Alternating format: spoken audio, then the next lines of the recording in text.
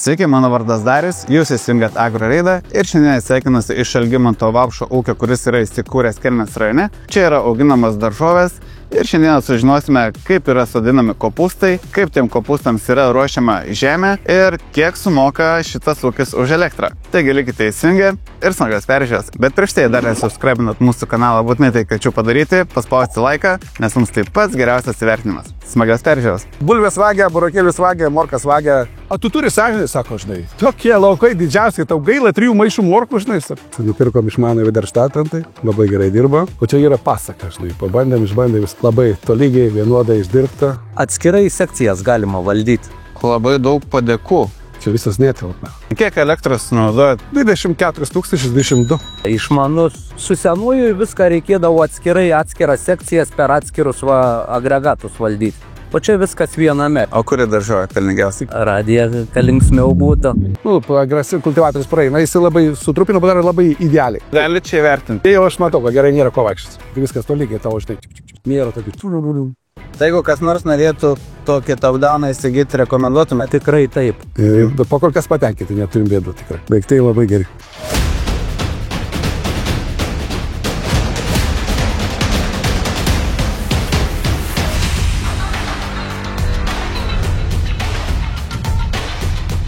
Tai atvažiavam į jūsų ūkį.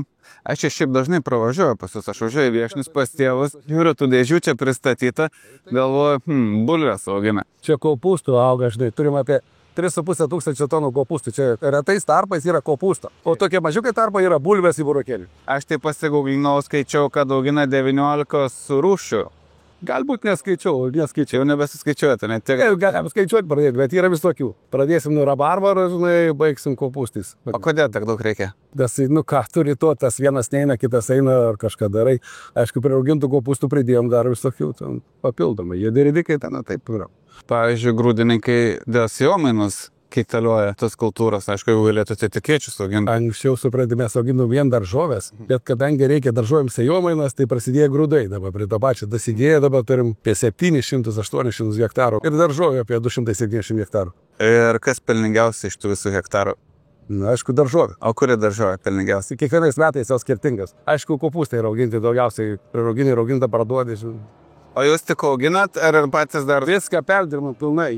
Ir auginam kopūstus, rauginam agurkus, gaminam trienus, verdam burokėlius, skutam bulves, daro viską. O kas už bazės ribų šiandien vyksta? Vyksta kopūstų sodinamas, vyksta siejam saliklinius mėžius dar, nes biškai suvėlavom, bet aš manau, terminus tilpsim, nes šalta, čia buvo viskas gerai. Čia gal važiuojam pažiūrėti laukus? Gerai, važiuojam. Nu ką, atvažiavam pažiūrėti, kaip ruošia žemė, ne? Čia buvo kopūstai.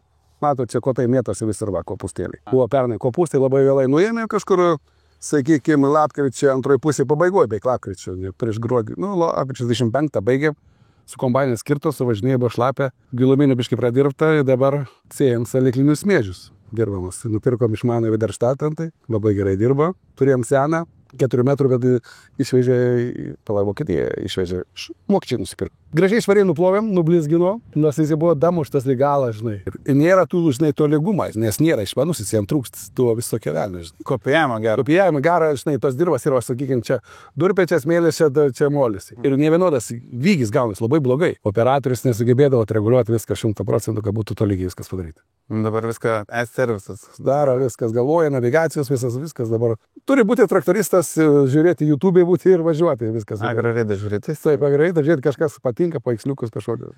O čia yra pasaka, žinai, pabandėm, išbandėm, labai tolygiai, vienodai išdirbta ir visų smegenimis tai yra pasaka. Kokios dirvos ir kokiems darbams pirktas tas top-downas? Yra visokios, sakykime, pradėkime nuo smėlio, molio, durpės ir visokie yra nevienoda.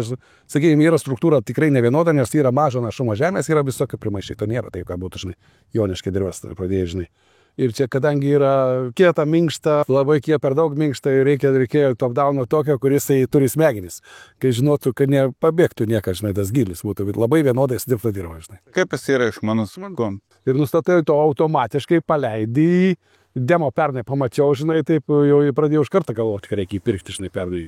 Kodėl universalus, o ne noraginis? Visas dirvas ruošiam daržovėm dar, nes kadangi daržovėm ruošiam kopūstam, ruošiam burokėliam dirvą, kad būtų tas su viskuo ir padarytų negiliai, dirbtų 10 cm, 12 iki 15. Reikalingas su tais visais šitais sparnais. Visas dirva būtų išdirbta, neliktų nelaisvo lopelio, nes negiliai sodinas, nes tarpai pasitaikys, nepasodinsi nieko. Ar kad nebūtų grumstų, ne? Tai grūstų nebūtų taip, volai labai geri uždėjantos dvigubus volus. Kodėl toks murzinas? Murzinas dirbo kiekvieną dieną. Ir vakar buvo įkritęs, reikėjo traukti. Pikšinių traktorių 620 arklių ištraukėm 6 kartą.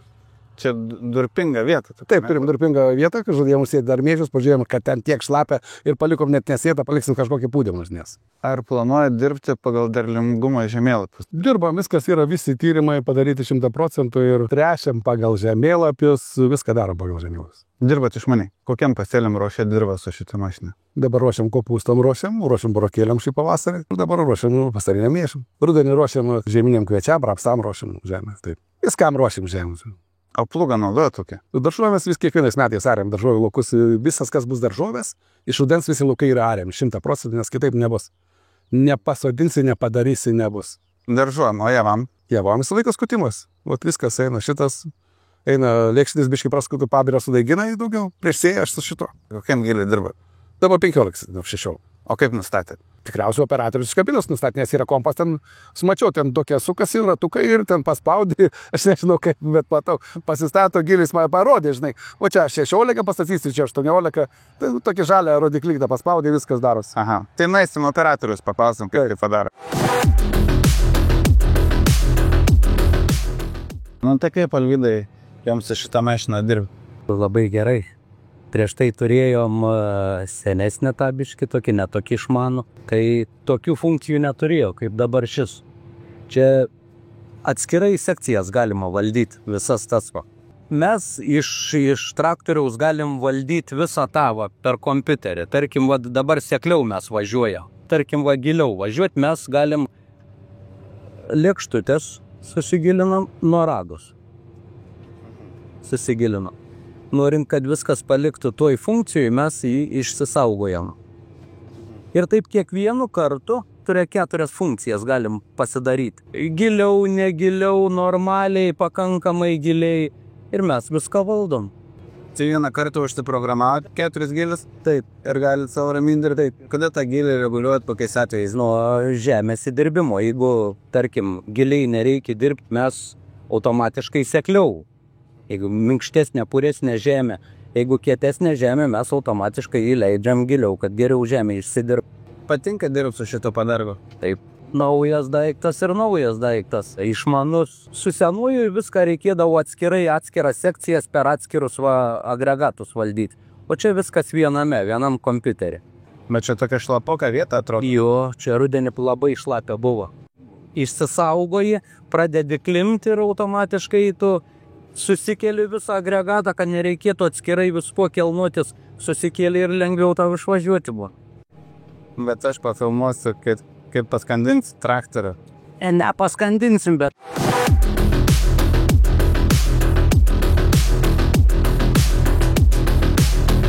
Čia nėra prie jam susmukti giliai, jis tik vietoj muilinas.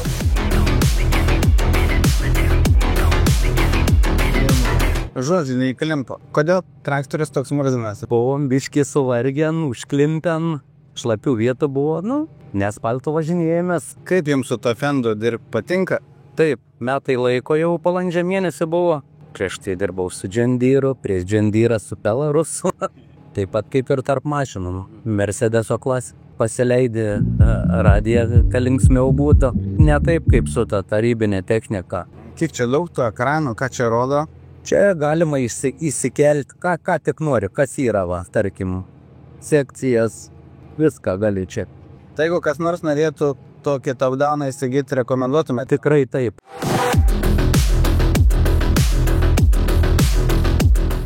Top-downas dirbo žemę, šalia yra dar štai spirit sėjamuoja, taip. kodėl tokia sėjamąją sėjat? Nu, jau turim antrą spirt. Sėjamąją, pirmą turėjom be trašų, 5 metus atsėjamą ir paskui žiūriu, kad reiktų nusipirkti su trašom išmanėje, kad būtų viskas ten sudėta ir trašos, ir skaičiavimas sėklų būtų vienetais. Nu jau išmanioji. Aišku, buvo jinai deminė biškai, pasidemino, bet aš jau seniai sėkiau ir žiūrėjau, ką man labai patiko ir tą pardavėm, jinai buvo nesudėvėjus, tikrai gera buvo sėjamoji, 5 metų senumo, žinai, spirta, bet be nieko. Neišmaniai paprastai sėdavo normą, trašų nebūdavo, jinai pilnai veikianti, pardavėm už gerą kainą, padėjo parduoti, ačiū, nusipirkom šitą. Ir po kol kas patenkinti, neturim bėdų tikrai. Tai sėjat viską vienetais, kodėl?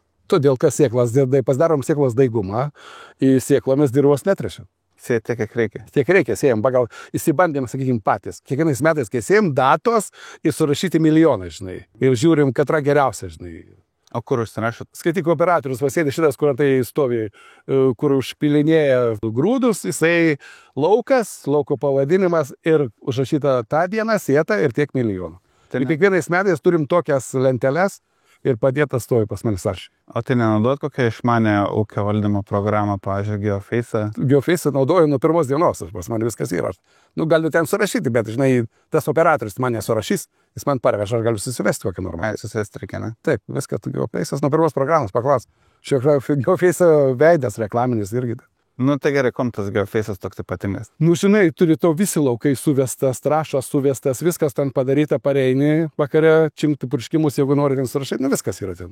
Daug dabar naujovių, dar visų nežinau, dažnai kas ten. Kada naudojat NZ Aggressive kultivatorių? Lyginti laukam. Durpynai, kur tai labai minkšta žemės, kur nereikia to, visur jūs yra su kultivatoriu važiuojant daug. Ir barokėliam, jeigu reikia, žinai, dabar smulkiai sėklai dirba, sakykime, kad šitą paruoštą, praėjo šitas. Visiems reikia barokėliam, kad būtų sėjai labai smulkios sėklas, turi būti labai purės. O yra, agresyvus kultivatorius praeina, jis labai sutrupina, padaro labai idealiai. Kopūstų ten sodinimui, ten viskas susispaudžia, rolika eina, noragas gilus, didelis daiktas, sodinasi, žinai, jis įmeta tą kubiką, viską gerai. O barokėliam naudojam kultivatorių. Reikia tolygiai smulkę sėklą sėti, tai naudojam kultivatorių. Kad būtų žemė kaip smėlis. Tai smėlis, taip. Šitai sėjamąjai spiri dažnai reikia keisti detalės. Tai nauja yra, po kokias daug nekeitėm, kokią šlangą da, kažką, tai smulkiai išnaida. Šitai. O prieš tai kur turėt? Nu, prieš galą jau buvom pasikeitę, galvojom, jeigu negausim šitos naujos. Tada mes jau buvom tą atsiremontavę, buvom žemės dirbimą priekį visų tą eilės diskų buvom pakeitę. Nežinau, ir tos tarp diskų, kur dedas plokštelės išėmė, bet tų sėjos diskų nebuvom keitę. Pagrindinė žemės dirbimo tos dalis buvo. Galėjo dar sėti, bet mes norėjom, kad būtų kokybiškai, tai pasikeitėm. Užtat gerai nupirko, galvoju, kai nauja, žinai.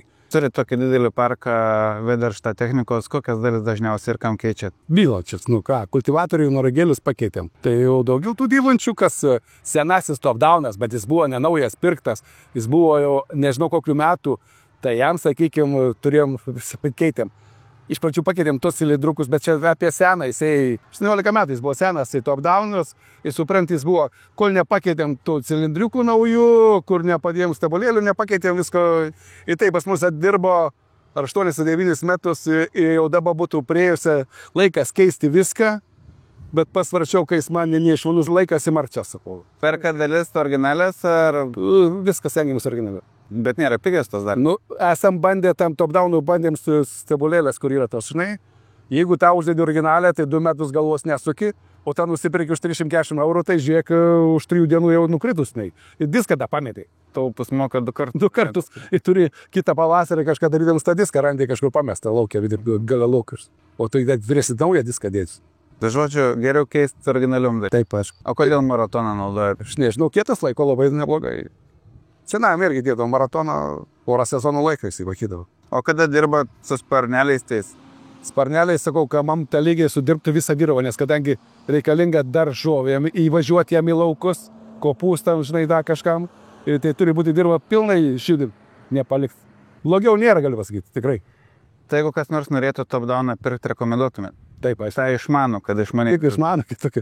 Nu, kuris neturėjęs jokio, tas neišmanus geras, žinai. Bet kadangi aš turėjau neišmanų seną ir atvažiavau šitą parodį pademonstruoti, vyrai nevažiavo 300-400 km ir paskui padirbom, pažiūrėjau pasaką, pavaikščiau, pabraidžiau per tą lauką. Galvoju, gerai. O kaip nustatot, kad gerai išdirbta žemė? Nu tai ir matai, supranti, viskas tolygiai tavo, žinai, Nu, gali čia įvertinti, jau gerai. Tai jau aš matau, kad gerai nėra ko vaikščioti. Jau turi takę, tai Tai dirbti. matosi tolygiai. Nėra tokių. Čia matos gerai susidirbau. Paskui. Tolygiai vienodai.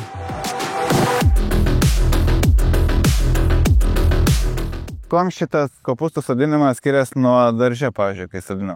Daržė sodini pats paprastai ir viskas. Čia viskas yra, žiūrėkit, dirba mašinas.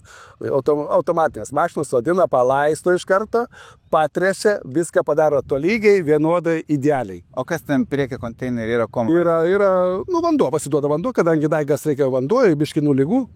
Vabalo biškį tai žinai, kad viskas augalas gauna, yra toks voštuvėlis, kai su poduku, žinai, kai pili daržą, čia yra toks voštuvėlis. Klank, prasidaro, kiekvienam daigui duoda po dozę tokia. Ir viskas yra vienodai. Visi gauna tiek pat trąšos, tiek pat vandens, tiek pat viską gauna. Ir daigai užauginti, aišku, perkam iš Kresono, iš Lenkų, žinai, jau daug metų dirbam. Auginam patys, bet taigai nevienodi, nenutaikai kažką, bet čia jau daug metų įdirbis. Rūšis žinomas, kai auguliukai ten apie 30 rūšių kopūstų sodinam. Tai koks yra tas know-how, sėkmės receptas, kaip užauginti sėkmingai kopūstą? Priklauso daug ir nuo gamtos. Nėra taip, kiekvieni metai galbūt idealūs, žinai. Vienais metais buvo, sakykime, labai gražus, pernai viskas buvo gerai, davė daug lietaus, 140 mm gavom, tai 15 hektarų kopūstų nuskendo, nes savaitę pastovėjo po vandeniu, nėra kur vandenį dygti, jeigu trūksta, gali palaistyti. Ir viskas nupuo šaktis, jie nuvirto. Suformino viskas savivaldybė, bet jeigu sako, bet neturi, čia dinas tik. O tai negalima draust kopūstą? Nedraudžia kopūstą. Aš vienas daržininkas buvo, esu pirmas draudžiausi, dabar draudžiausi, bulvės draudžia, žinai, bet kopūstų, tų burakėlės, tų krušos draudžia, kur nieka žalos nėra, tik bulvės draudžia, vien bulvės draudžia. Aš viską draudžiau, nebuvo net ekspertų. Aš nuo pirmos dienos draudžiau. Važiavo ekspertai iš Vokietijos, bet paskui žiūri, čia per brangus tą vieną klientui laikyti specialistus, tai nebedraudžia, po kol kas. O ką tie žmonės daro tenai? Sėdi, reikia pažiūrėti, mėto daigus. Yra tokias paletės daigų ir da yra sukasi karuselė. Išeini daigą ir paleidi, meti, tai negalvodamas. Aha. Ir jie patys pasisodina. Žemę iškart ruošiat? Tą pačią dieną ruošiam ir sėsodinam tą pačią dieną. O kaip tą žemę čia ruošiat? Su top-downu jau lygis būtų palaikomas labai gerai ir, matot, paruošta puikiai dirba, viskas kaip pūkas, idealiai paruošta, nes kadangi ruoštam anksčiau su Vedarštato kultivatorių, bet būdavo tie, kur technologinės, kur važiuoja, barsto trašą, kalkės barsto, viską paduoda, čia, žinai, suvažinėta į tą vietą, tie daigai neprigydavo, štai, kultivatorius tiek visi nedaro, o čia top-downas, lygis atreguliuotas, vienodai gražiai sudirbta, matot, kai dailiai viskas padaryta pasodinti. O čia matom, kitur yra uždengta agro plėvelė, tai kodėl įdengėt? Dėl tų dabar šalus šią savaitgalį buvo labai didelis, galim pažiūrėti, kokie 3 daigai yra neuždengti, kur negavo plėvelės, jie numirė. Jeigu būtų nedengta, o šiandien rodo jau šalų nebebus, jau viskas gerai, galim sodinti. O panas, čia labai ankstyvi daigai, kurie bus pirmi parduoti į tinklus, ir reikėjo uždengti agro plėvelę, kadangi mėnesį anksčiau jau užaugo. Koks našumas šitų sodinamų yra? Į dieną po 3 hektarus pasodinau. Čia daug ar mažai? Normaliai. Jeigu anksčiau su rankom sodindavom 50 žmonių ir 50 arų į dieną, tada vadėjau mašiną 6 hektarai.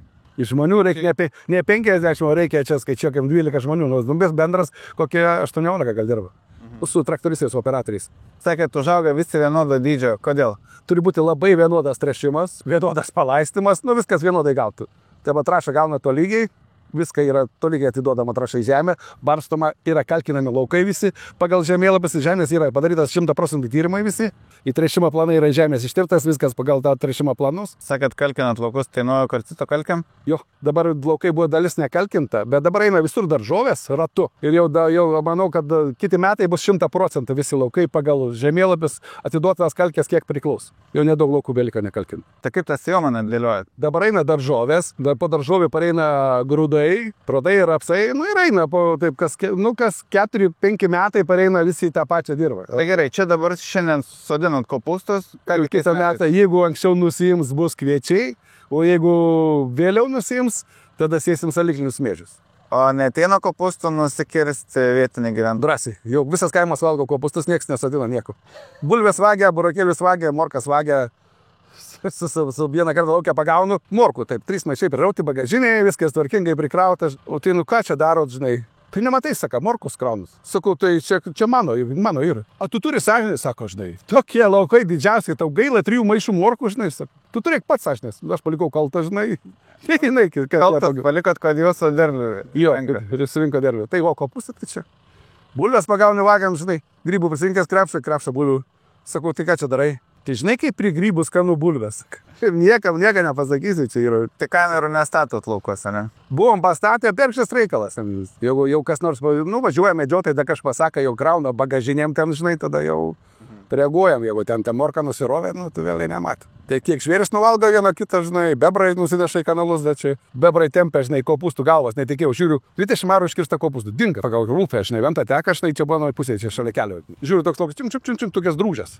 Paskui žiūriu, kuo tą nusigriaužia, į vandenį, į visą žiemą maistą turi. Daržovės, vitaminai. Taip, burokėlis viską valgo, morkas. Bebrai viską neš. Bebrų darbai kaip tas. Bet bebrai yra draugai. Sakykime, anais metais, kokius 3 metus buvo sausra didžiulė. Ir tie užtvankų buvo pridarę, nepaleidom ekskavatorių, neišardėm. Ir tai visą vasarą turėjom iš ko laistyti vandenį. Tai jiem gaila, čia tegu valgo.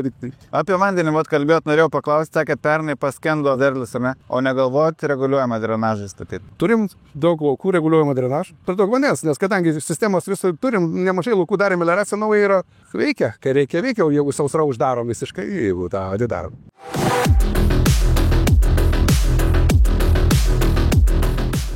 Kiek čia tai teritorijai hektarų yra tam plote, kiek čia tų cechų turit? O jeigu su visom linijom, kokius 6 mums jau sėti. Oho, ir kiek čia žmonių dirba? 90 dabar, 80 už. Čia kaip čia tos procesus suvaldo tiek žmonių? Tai yra vadovai, brigavikai, kiekvienas atsakingas už savo padalinį. Ir matau, plečiate šį dar visokius, sakot, kokius tam naują šaldytuvą, kadangi lygiai birželio mėnesį šviežių neina išlaikyti, tai pastatysim šiuolaikinį naujovišką tikrą šaldytuvą, kuris, kopūstai bus nuo šviežių iki tų. Dabar dalį jau kopūstų turim tik raugintų, o šviežių nebeturim prekyboje. O kur jūsų produkcijas galime įsigyti? Visur. Maksimoje, Norfoje, Ikiukose, visose prekybos tinkluose. Ir Aibėje, tai daug smulkių tinklų yra daug. Iš čia šito kiemą išvažiuoja? Visur. Visur. Važiuoja į Latviją, į Lenkiją, Estiją ir taip toliau. Eksportuoja dar, kur toliausiai nuvažiuoja lietuviški kopūstai? Yra buvo Amerikoje stiklainiais. Bet dabar muitas uždėjo nebeapsimoka. Dabar tą patį žadėjau sakyti. Bet kai vežėte Ameriką, kiek Lietuvoje tas pats, tarkim, kibiriukas kopūstų kainuoja nurauginti, ne? Ar kiek Amerikoje? Amerikoje kainuoja beveik tą patį, žinai, niekad ten brangiau neuždėsi. Gerai, o tai kas jūsų konkurentai Lietuvoje yra? Sakėt, Kėdainių konservai, kas dar? Kvedaras, sakykime, gamino raugintus kopūstus. Da, yra.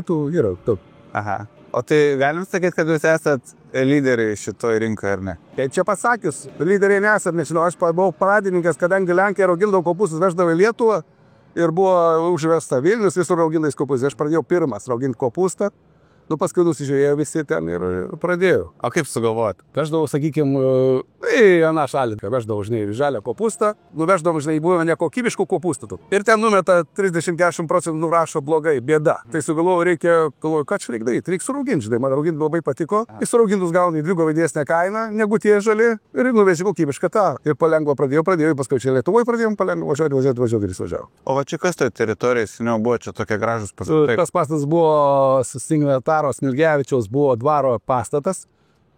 Ir tu čia dvaro teritorija šitoj pusėje yra. Turim net tokį vieną pastatą toliau, tokia pat, žinai. O šitoj pusėje kelio, buvo čia karių fermo, čia jau ką.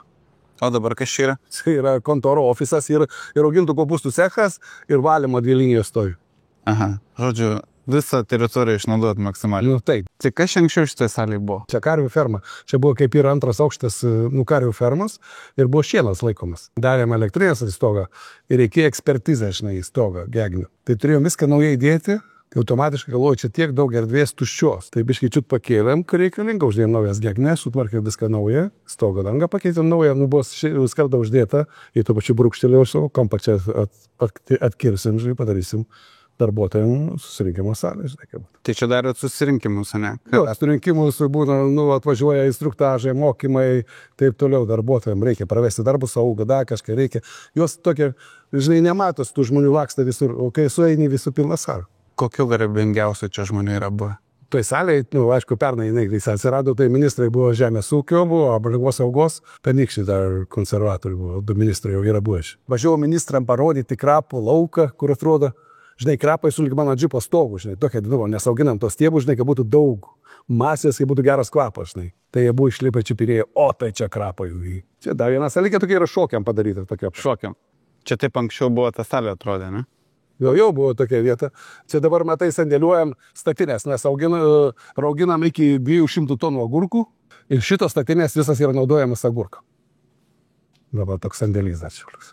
Tai tos kameros, kam jas naudoja? Nu, kadangi reikia žiūrėti, kas atvažiavo, kur išvažiavo, kaip darbai vyksta, darbuotojai, kur dirba. O jeigu tu eitum ratu čia, viską sekti, tiek tas darosi, tai nežinau, kiek čia žmonių reikėtų, kas ten labai vaikščiotų. Čia neįmanom. Parodėsi savo kabinetą. Prašau. Labai daug padėkų. Čia visas netelpa. Visas netelpa? Na, man reikėtų ištiesi eilėn dėti, žinai, pilna siena, bet nebūtų vaizdas, žinai. Daug laiko praleidžiat kabinete? Nėra, kad aš nemėgstu sėdėti. Gal sėdi kažkur veiksna, kažkur, nu kai reikia sėdi, žinai, kažką parkaipu. Tai kaip jūsų darbo diena prasideda? Tai ryte ateini, susirinka visi vadovai, pamainų visi, žinai, 8 valandą. Ir maždaug aš jau turiu, žinai, sakykime, aš tokį ekspertų užsiemu, aš pats ten to firmų, žinai, su ukrainiečiais kalbu rusiškai, visi reikia kitaip. Jos turi savo tos užsakymus, jeigu trūksta, žinai, aš padalinu, pasakau, kas yra ką gaminti. Čia toks būna 15 minučių, 20 toks apsitarimas bendras. Kiekvieną rytą, žinai, pasitariu. Nu, ir visi suėlė. Paskui čia yra nuo COVID laikų pastatėm pavėsinę, kad reikėjo, žinai, mechanizatoriam, ne kiekvieną rytą skirstyti, žinai. Tai pavėsinę tokia pastatėm, jie mechanizatoriai ten susirinka, čia susirinka brigadininkės. Nu, vadovės susirinka. Darbuotojai čia neina niekas, žinai. Įsiskirstom ir... Ar jūs važinėjat ir kontroliuojat procesus, ar... Man smagu pačiam nuvažiuoti, pažiūrėti, kai daro, žinai, ten ištisai nesėdim tavo, kur žmonės yra, žino, ką daryti. Bet kas neaišku, va, pirmas koks naujas pradedam agregatas, ta kažką, žinai, ten važiuoji pažiūri, žinai. Kokia brangiausia mašina pasisukė? Tas Fendas kainuoja $500,000. Nu, yra tų linijų irgi nepigių čia, žinai. Bet tai 100,000 virš 120-150. Traktis brangiausias Fendas naujas pirkinys. Vos ne už kontiną šiandien jau. Bet vis tik kapanuoju. Čia yra, supranti, kai pernai yra suvažinėta dirba, nes dirbti, žinai, nepraleidžia drėgmės. Mes turim tokia nupirkę labai gilų, žinai, iki 50-60 dirba. Oho. Su tokiu pravažiuoja, viskas pasak, sutvark. Lenkijoje pirkau parodoje, žinai, pas mus firmas pardavinėja po, tas pats agregatas kainuoja 28-29 tūkstančiai. Ten gerai pasidėjau su Lenkais, ten nupirkau už 10. Reikia mokėti daryti. Reikia mokėti daryti visai. Turit nuotraukas čia iš kopūstų šventės. Taip. Kokią tą šventę darot ir kodėl taip sugalvoti? Nu, sugalvojom, kad reiktų pabandyti, žinai, kopūstinės varimą, žinai, čempionatą daryti. Čempionatą. Ribos. Pradžioje pradėjom nuo 300-400 žmonių, pernai buvo 1,5 tūkstančio. Oho, sudalyvaukit, gerbiami žiūrovai. Aš jau piltai pamatys. Spalio mėnesį, ne? Taip, spalio mėnesį užmėdį kopūstinę reklamuosi vis šarbas. Paimam koncertą, muzikantus kažkokius, visokias rungtys, ten kopūstų tarkavimas, prizų pristeigta, nemažai iš. Žodžiu, visas festivalis. Festivalis, tu mes irgi prie kioską turim įstatę prekybinį, žinai, visiems apsiprekinti, jeigu nori, žinai. Reiks atvažiuoti. Būtinai, prašom. Kai atvažiavam fūrų nebuvo, dabar pilnas kiemas. Jo, šiandien stovi viena, rytoj dar atvažiuos pusiau 2. 3 mašinas turi išvažiuoti į Ukrainą šią savaitę. Tai kiekvieną dieną taip logistiką ir dėlioti, ne? Vieną dieną prekės, kol turim, tai vėliau. Kiek per dieną maždaug išveža to? Čia kiekvienas dienas nevienoda. Šiandien išvažiuoja nemažai, nes yra Pusėl čia bus vieną dieną išeiginė, kitur eina Vilnių į tą Klaipėdą, sakymai. Ukrainai būdavo į savaitę iki 9 mašinų vakarą. Matom, stovi klasiški kombainai. Siemo, stovi. Amazonė purkštuvas gerai dirba. Gerai, jau antrą. Antras jau? Jo, turėjom 3 tonų, tai biški mažas. Kopūstų kombainas. Taip, tai matai, nuo 2 turbinos sukasi ir matai tokie starpas su diržais. Galva jisai lapus pasikelia ir važiuoja su tais trinkti, traukia ten, nupjauna kotą.